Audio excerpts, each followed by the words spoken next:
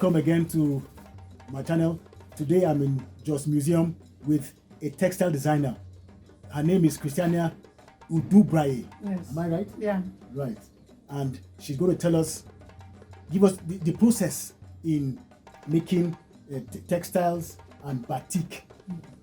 So let us follow the process and enjoy the video.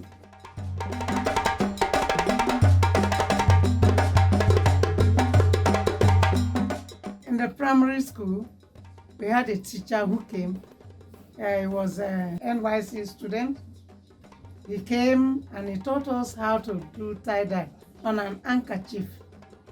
So when I did mine, I fell in love with it. I said, "Kai, so can I make something that somebody else will put on and I will be proud of it and say, I made that?" The teacher told me yes. So since then, I picked the idea of becoming a textile artist. The processes are very numerous, but you have to pick the way you want to do. We have, if you are doing tie-dye is different from batik.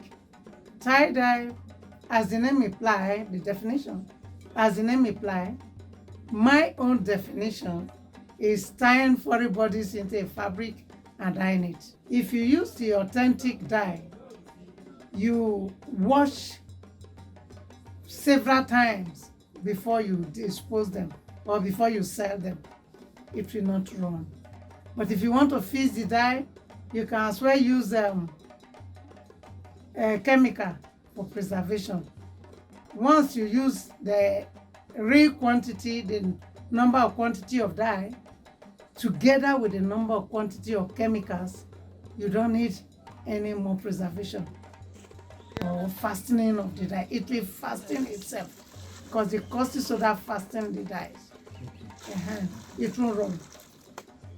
But if you just want to say, for formality's sake, you can use other materials or chemicals for fastening.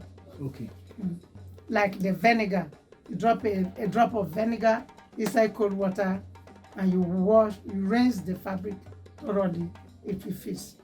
I was teaching my student this morning, making of fabric, you need to be creative.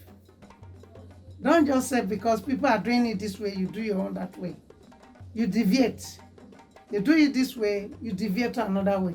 You try on this way, if it works, fine. If it does not work, you try it another day. Continuous working on one fabric or the method, you get different design. When I started newly, at times I will climb the 100 steps to go and look for leaves with which I can make different designs and patterns with. I don't just want to depend on what others have been doing. I try to create mine. So it's creativity. I have a lot of clients. I have white people buying. I have black, of different countries and different tribes. They love the work and they buy them. Some of my clients came with their own idea and they want me to do it the way they want. That one is a special design. So the way they will pay will be different from the one I designed myself. This is my work. The work we use in training our children. Here's the work I've been doing. And it's lucrative because many people don't go into it. They look it as a dirty job. They look it as trainer's job. So they run away from it. But I do it and I survive with it. The advice I have for the young ones coming up is for them to have something doing with their hands. They should learn a trade or develop a skill where they can make some money instead of depending on the government. Most students or most young ones today don't have job. They move along the street carrying file, pressing phone, doing Yahoo. No. Find something doing. Learn how to sew. Learn how to do tie-dye. Learn how to paint. Learn how to do handwork. It pays. You might not have 10 naira today, but if you are sitting with your shop, as I am now, before you know, somebody will come in and say, I want to buy 10 years, 5 years. A woman just came and went down, wanted to buy to go and resell. So that is how you make your living instead of depending on government depending on people, moving about, stealing, and doing all sorts of things. It's better you find something doing, young ones coming up.